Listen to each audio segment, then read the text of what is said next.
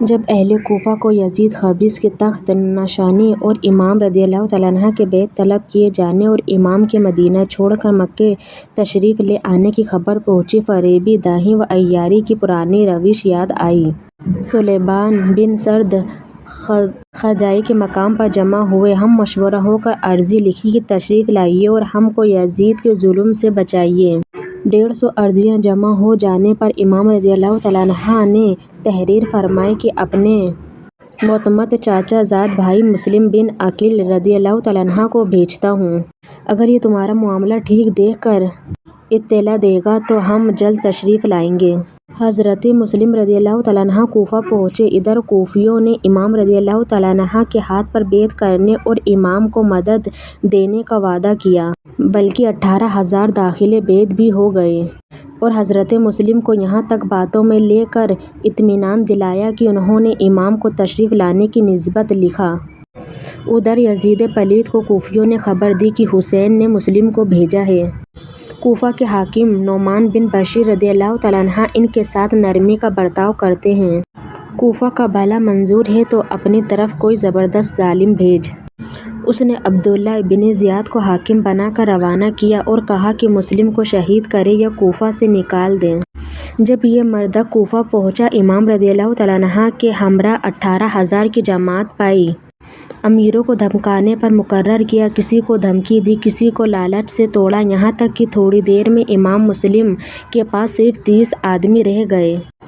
مسلم یہ دیکھ کر مسجد سے باہر نکلے کہ کہیں پناہ لے۔ جب دروازے کے باہر آئے، ایک بھی ساتھ نہ تھا۔ آخر ایک گھر میں پناہ لی۔ ابن زیاد نے یہ خبر پا کر فوج بھیجی۔ جب امام مسلم کو آواز پہنچی، تلوار لے کر اٹھے اور ان روبہ منشوں کو مکان سے باہر نکال دیا۔ کچھ دیر بعد پھر جمع ہو کر آئے۔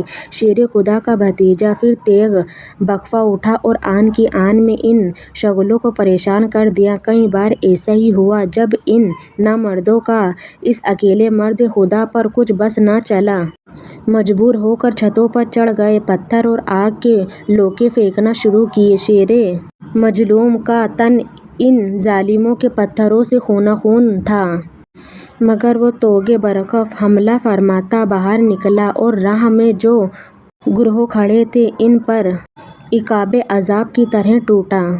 جب یہ حالت دیکھی، ابن اشعث نے کہا کہ آپ رضی اللہ تعالیٰ عنہ کے لیے امان ہے، نہ آپ قتل کیے جائیں نہ کوئی گستاخی ہو۔ مسلم مظلوم رضی اللہ تعالیٰ عنہ تھک کر دیوار سے پیٹھ لگا کر بیٹھ گئے۔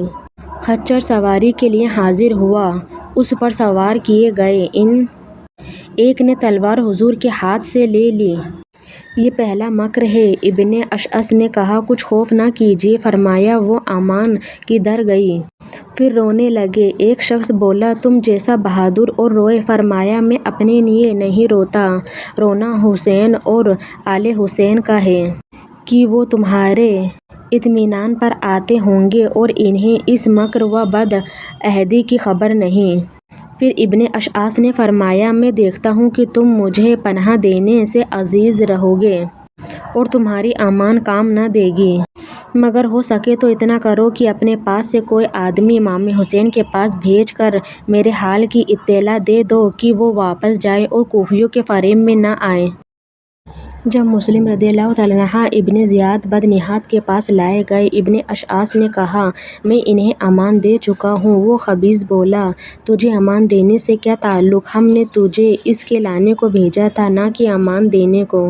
ابن اشعث چپ رہے۔ مسلم اس شدت محنت اور زخموں کی کثرت میں پیاسے تھے۔ ٹھنڈے پانی کا ایک گھڑا دیکھا، فرمایا مجھے اس میں سے پلا دو۔ ابن عمر وبحالی بولا دیکھو تو کیسا ٹھنڈا ہے، تم اس میں سے ایک بوند نہ چکھنے پاؤ گے، یہاں تک کہ معاذاللہ جہنم میں آب گرم پیو۔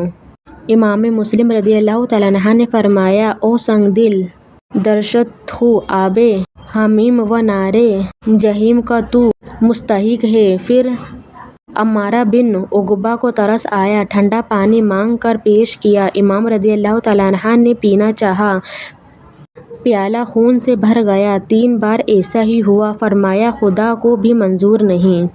جب ابن زیاد بدنہاد کے سامنے گئے اسے سلام نہ کیا۔ وہ بھڑکا اور کہا، تم ضرور قتل کیے جاؤ گے۔ فرمایا، تم مجھے وصیت کر لینے دیں۔ اس نے اجازت دی۔ مسلم مظلوم رضی اللہ تعالیٰ عنہ نے عمرو بن سعد سے فرمایا، مجھ میں تجھ میں قرابت ہے اور مجھے تجھ سے ایک پوشیدہ حاجت ہے۔ اس سنگ دل نے کہا، میں سننا نہیں چاہتا۔ ابن زیاد بولا، سن لے کہ یہ تیرے چاچا زاد کی اولاد ہے۔ وہ الگ لے گیا۔ فرمایا، کوفہ میں نے 700 روپے قرض کیے ہیں، وہ ادا کر دینا اور بعد قتل میرا جنازہ ابن زیاد سے لے کر دفن کر دینا اور امام حسین رضی اللہ تعالیٰ عنہ کے پاس کسی کو بھیج کر منع کرا بھیجنا۔ ابن سعد نے ابن زیاد سے یہ سب باتیں بیان کر دی۔ وہ بولا، کبھی خیانت کرنے والے کو بھی امانت سپرد کی جاتی ہے؟ یعنی انہوں نے پوشیدہ رکھنے کو فرمایا، تو نے ظاہر کر دی۔ اپنے مال کا تجھے اختیار ہے، جو چاہے کر۔ اور حسین اگر ہمارا قصد نہ کرے ہم ان کا نہ کریں گے، ورنہ ہم ان سے باز نہ رہیں گے۔ رہا مسلم کا جنازہ، اس میں ہم تیری سفارش سننے والے نہیں۔ پھر حکم پا کر ظالم انہیں بالائے قصر لے گیا۔ امام مسلم رضی اللہ تعالیٰ عنہ برابر تسبیح و استغفار میں مشغول رہے، یہاں تک کہ شہید کیے گئے اور ان کا سر مبارک یزید کے پاس بھیجا گیا۔